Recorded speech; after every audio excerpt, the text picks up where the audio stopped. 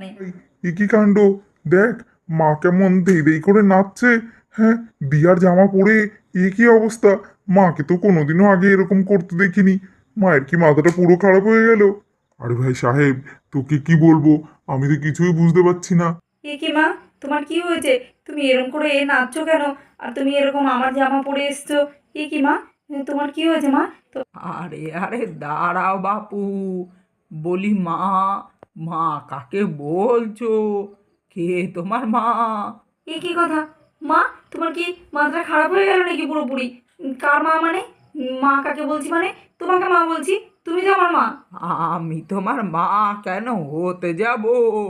বলি আমার তো এখনো বিয়েই হয়নি কো, তাহলে আমি তোমার মা কি করে হলুম বলো দেখি?